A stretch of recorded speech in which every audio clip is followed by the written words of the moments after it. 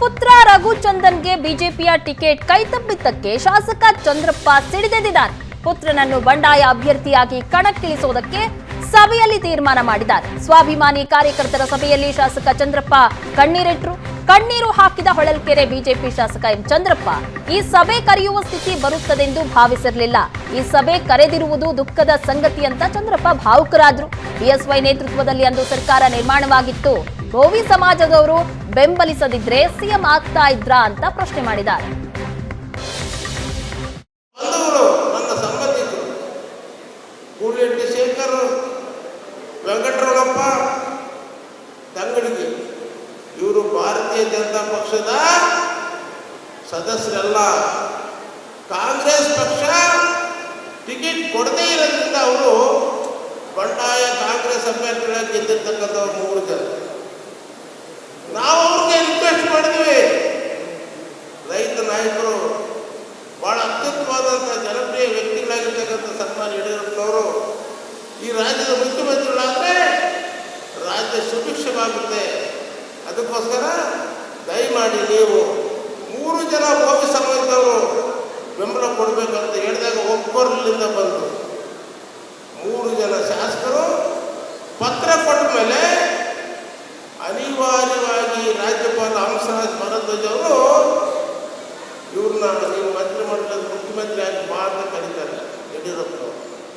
ನಮ್ಮ ಬಂಧುಗಳು 2019 ಚುನಾವಣೆ ಬಂತು.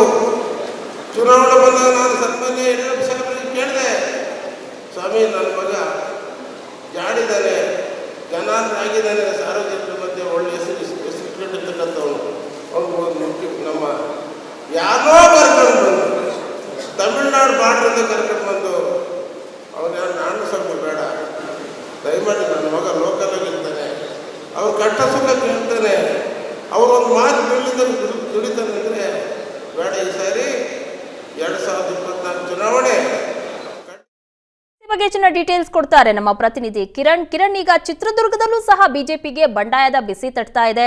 ಚಂದ್ರಪ್ಪ ಅವರು ತನ್ನ ಮಗನಿಗೆ ಟಿಕೆಟ್ ಸಿಗ್ಲಿಲ್ಲ ಅಂತ ಹೇಳ್ಬಿಟ್ಟು ಮಗನನ್ನ ಬಂಡಾಯ ಅಭ್ಯರ್ಥಿಯಾಗಿ ಕಣಕ್ಕಿಳಿಸ್ತೀನಿ ಅಂತ ಹೇಳ್ತಿದ್ದಾರೆ. ಏನೆಲ್ಲ ಬೆಳವಣಿಗೆ ಆಗ್ತಾ ಇದೆ? ಪ್ರಗತಿ ಏನು, ಚಿತ್ರದುರ್ಗ ಬಿಜೆಪಿ ಅಭ್ಯರ್ಥಿಯಾಗಿ ಗೋವಿಂದ ಕಾರಜೋಳ ಹೆಸರು ಕೇಳಿ ಬರ್ತಾ ಮರುಕ್ಷಣವೇ ಚಿತ್ರದುರ್ಗದಲ್ಲಿ ಬಂಡಾಯದ ಬಗ್ಗೆ ಜೋರಾಗಿನೇ ಶುರುವಾಯಿತು ಅಂತ ಹೇಳ್ಬೋದಾಗಿದೆ. ಪ್ರಬಲ ಆಕಾಂಕ್ಷಿಯಾಗಿದ್ದಂತಹ ಹೊಳಲ್ಕೆರೆ ಶಾಸಕ ಎಂ ಚಂದ್ರಪ್ಪನವರ ಪುತ್ರ MC ರಘುಚಂದನ್ ಅವರು ಒಂದು ರೀತಿ ನಿನ್ನೆನೂ ಕೂಡ ಅಸಮಾಧಾನವನ್ನು ಅವರು ಹಾಕಿದ್ರು. ಇಂದು ಕೂಡ ಆ ಒಂದು ನಿಟ್ಟಿನಲ್ಲಿ ಸ್ವಾಭಿಮಾನಿ ಕಾರ್ಯಕರ್ತರ ಸಭೆ ಅಂತಕ್ಕಂಥದ್ದನ್ನ ಚಿತ್ರದುರ್ಗ ನಗರದಲ್ಲಿ ನಡೆಸಿದ್ರು.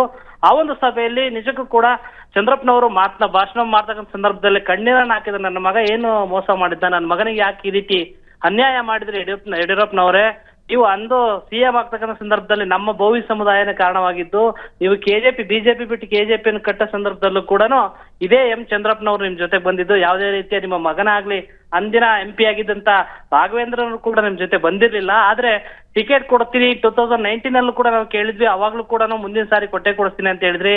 24ರಲ್ಲಿ ಈ ಬಾರಿ ಯಾಕೆ ಹಿಂಗ್ ಮೋಸ ಮಾಡಿದ್ರಿ ಅಂತಕ್ಕಂಥ ಭಾವುಕ ನುಡಿಯನ್ನ ಮಾಡಿದ್ರು. ಅದೇ ರೀತಿ ರಘುಚಂದನ್ ಅವರು ಕೂಡ ಸ್ಥಳೀಯರಿಗೆ ಯಾಕೆ ಕೊಡ್ತಾ ಇಲ್ಲ, ಸ್ಥಳೀಯರು ಗಂಡಸ್ರೇ ಇಲ್ವಾ, ಈ ರೀತಿಯ ಒಂದು ಮಾತುಗಳನ್ನ ಆಡಿದ್ರು. ಹೊರಗಿನಿಂದ 500 ಕಿಲೋಮೀಟರ್ ಅಂತ ಬಂದಂತ ಕಾರಜೋಳರಿಗೆ ಇವ್ರು ಮನೆ ಆಗ್ತಕ್ಕಂಥ ಎಷ್ಟು ಸರಿ ಅವರಿಗೆ ಇಲ್ಲಿ ಜಿಲ್ಲೆಯ ಯಾವುದೇ ರೀತಿ ಸಮಸ್ಯೆಗಳ ಬಗ್ಗೆ ಗೊತ್ತಿಲ್ಲ, ತಾಲೂಕುಗಳ ಬಗ್ಗೆನೇ ಗೊತ್ತಿಲ್ಲ. 8 ಕ್ಷೇತ್ರದಲ್ಲಿ ಒಬ್ಬರು ಶಾಸಕರು ಬಿಜೆಪಿ ಶಾಸಕರು ನಮ್ಮ ತಂದೆಯವರು. ಈ ರೀತಿ ಪಕ್ಷದಲ್ಲಿ ಯಾವ ರೀತಿ ಟಿಕೆಟ್ ವಿಚಾರವಾಗಿ ಯಾಕೆ ಈ ರೀತಿ ಮೋಸ ಆಯ್ತು ಅಂತಕ್ಕಂಥ ಅಸಮಾಧಾನವನ್ನು ಹೊರ ಹಾಕಿದ್ರು. ಜೊತೆಗೆ ಏನಂತಂದ್ರೆ ಈ ಮುಂದಿನ ತಿಂಗಳ 3ನೇ ತಾರೀಕು ಯಾವುದೇ ಕಾರಣಕ್ಕೂ ನಾವು ಹಿಂದೆ ಸರಿಯೋದಿಲ್ಲ, ನಾಮಿನೇಷನ್ ಹಾಕೇ ಆಗ್ತೀವಿ ಅಂತಕ್ಕಂಥ ಮಾತನ್ನು ಕೂಡ ಹೇಳಿದ್ರು. ಇದೆಲ್ಲ ಒಂದು ರೀತಿ ಬಿಜೆಪಿ ಅಭ್ಯರ್ಥಿ ಗೋವಿಂದ ಕಾರಜೋಳಗೆ ನಿಜಕ್ಕೂ ಕೂಡ ಬಂಡಾಯದ ಹೊಗೆ ದೊಡ್ಡ ಮಟ್ಟದಲ್ಲಿ ಬೀಸ್ತು ಅಂತಾನೆ ಹೇಳ್ಬೋದಾಗಿದೆ. ಈಗಾಗಲೇ ಚಂದ್ರಪ್ಪನವರು ಕೂಡ ಹೇಳಿದ್ರು, ಪಾರ್ಟಿ ಯಾವುದೇ ತೀರ್ಮಾನಕ್ಕೂ ಯಾವುದೇ ಕ್ರಮ ಕೈಗೊಂಡ್ರು ಕೂಡ ನಾನು ಎಲ್ಲದಕ್ಕೂ ಸಿದ್ಧವಾಗಿದ್ದೀನಿ. ಈ ಒಂದು ಸಭೆ ಮಾಡ್ತಕ್ಕಂಥದ್ದೇ ನಿಜಕ್ಕೂ ಕೂಡ ನನಗೆ ಬೇಸರ ತಂದಿದೆ, ನೋವು ತಂದಿದೆ. ನೋವಿನಲ್ಲಿ ಕೂಡ ಈ ಒಂದು ಸಭೆಯನ್ನು ಮಾಡಿದ್ದೀನಿ. 3ನೇ ತಾರೀಕು ನಿಶ್ಚಿತವಾಗಿ ನಾವು ನಾಮಿನೇಷನ್ ಸಲ್ಲಿಸ್ತೀವಿ ಅಂತಕ್ಕಂಥ ಮಾತನ್ನು ಕೂಡ ಚಂದ್ರಪ್ಪನವರು ಹೇಳಿದ್ರು. ಥ್ಯಾಂಕ್ ಯು ಕಿರಣ್ ನಿಮ್ಮೆಲ್ಲ ಡೀಟೇಲ್ಸ್ಗಾಗಿ.